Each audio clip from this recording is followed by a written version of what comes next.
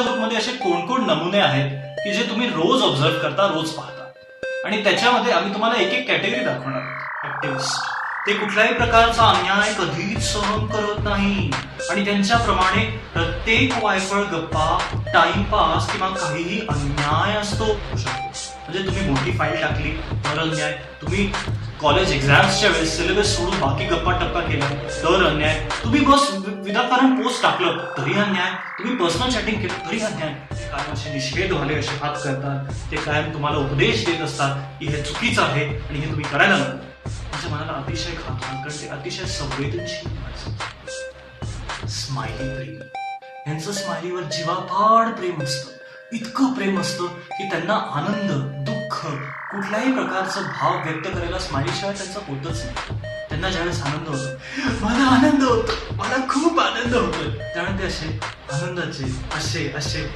लाजण्याच्या वेळेस सगळे वेगवेगळ्या प्रकारचे स्माइली टाकतात. एका टाईपचा स्माइली ते 50 वेळेस टाकतात. त्यांना इतकं उत्स्फूर्तपणे आनंद झालेला असतो. ज्यावेळेस त्यांना दुःख होतं त्यावेळेस ते सरळ देवदास बनून जातात. त्यांना ज्यावेळेस आणखी त्रास होतात त्यावेळेस ते असे असे वेगवेगळ्या प्रकारचे स्माइली टाकतात आणि ते तुम्हाला ही जाणीव करून देतात की ते न बोलता सुद्धा बरंच काही सांगून गेले तुम्हाला. म्हणजे एखाद्या स्टेटचा सीएम जसा असतो तसा एखाद्या ग्रुप मधला ऍडमिन असतो आणि त्याच्यावर उठसूट लोक जोक करत असतात. म्हणजे ऍडमिन तू भ्रष्ट आहेस, हा आपला ऍडमिन गाढव आहे, ऍडमिनला काही अक्कल नाही, असं तसं अंकटंक चाललेलं असतं आणि तो बिचारा ते सगळं सहन करत असतो. कारण त्याला चॉईस काय असतं, त्याला अख्खा ग्रुप चालवायचा असतो आणि तो तरी सुद्धा समजूतदारीने सगळं काही घेऊन घेतो. पण कधी कधी ऍडमिन पण छानेपणा करतो की मी या ग्रुपचा ऍडमिन आणि जर तुम्ही माझ्या अथॉरिटीला चॅलेंज केलं तर मी नक्की तुम्हाला या ग्रुपमधून बाहेर काढून टाकेन. बडबडे हे जे लोक असतात ते अतिशय गप्पा-टप्पा, टाइमपास, मस्ती, धमाल याच्यावरच इंटरेस्टेड असतात.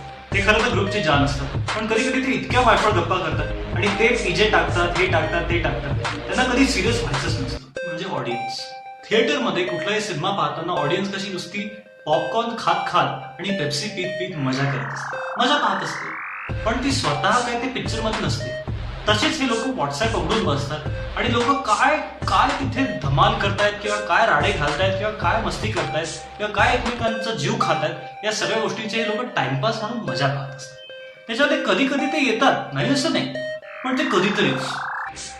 प्रचारक हे सूट विनाकारण कुठल्या ना कुठल्या गोष्टीचा प्रचार करत असतात. ते कुठल्याही मेसेजमध्ये कायम व्हिडिओ तसा टाकतात किंवा तसे तुमच्या समोर स्टॅटिस्टिक्स देतात किंवा कुठल्या ना कुठल्या प्रकारे ते तुम्हाला हे कन्व्हिन्स करू पाहतात की ते जे म्हणतात ते बरोबर आणि बाकी सगळं जग जे म्हणतात ते चूक आहे.